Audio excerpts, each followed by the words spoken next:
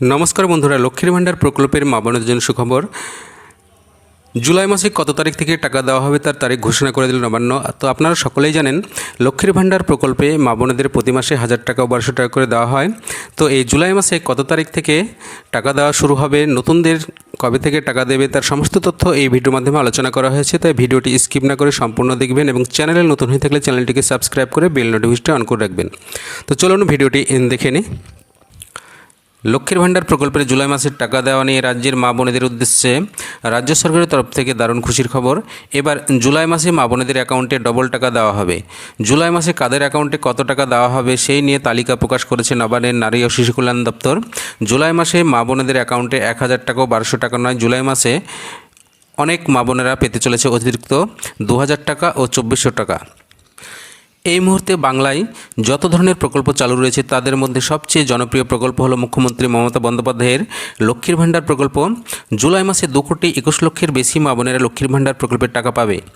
ঠিক কোন মা বোনেদের ব্যাঙ্ক অ্যাকাউন্টে এই অতিরিক্ত টাকা দেওয়া হবে, কাদের অ্যাকাউন্টে কত টাকা ঢুকে গেছে, যেসব মা বোনেদের অ্যাকাউন্টে এখনও টাকা ঢোকেনি তাদের টাকা কবে ঢুকবে, বিস্তারিত আলোচনা করা হলো।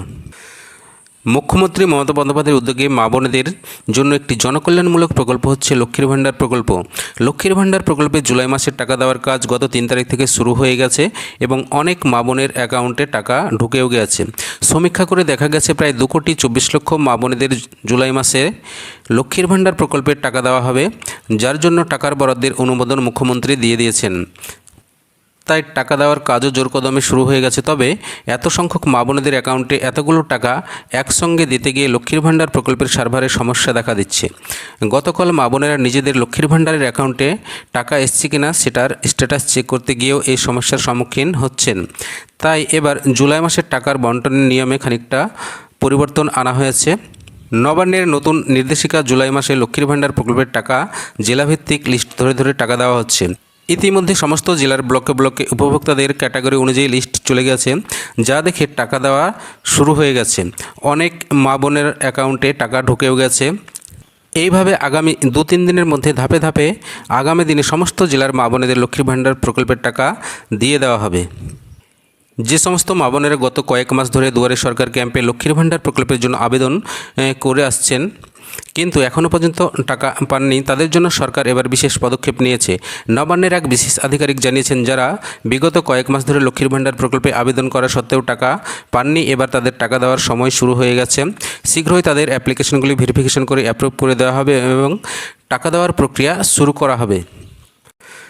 নতুন যে সমস্ত মহিলারা লক্ষ্মীর ভাণ্ডার প্রকল্পে আবেদন করেছেন তাদের মধ্যে অনেকেই জানতে চাইছেন লক্ষ্মীর ভাণ্ডার প্রকল্পের টাকা কবে ব্যাঙ্ক অ্যাকাউন্টে ঢুকবে বা আদৌ এই টাকা ব্যাঙ্ক অ্যাকাউন্টে এই জুলাই মাসে ঢুকবে কিনা।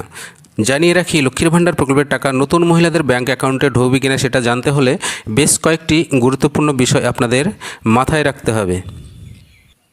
লক্ষ্মীর ভাণ্ডার প্রকল্পের টাকা পেতে হলে বেশ কয়েকটা শর্ত আপনাদেরকে মেনে চলতে হবে।